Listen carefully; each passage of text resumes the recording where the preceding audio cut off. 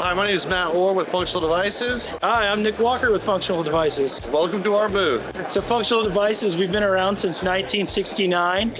We service the building automation and lighting controls world. Number one product is this little guy right here. He's an RIB U1C. This is a great relay option that'll give you 10 to 30 volts AC or DC, or 120 volts AC, all on one relay. It's pre-wired, pre-enclosed, and very easy to install for all of our customers out there. Other product offerings we have on our building automation side are our current sensors that range from 1/8 of an amp to 150 amps, split core or solid core.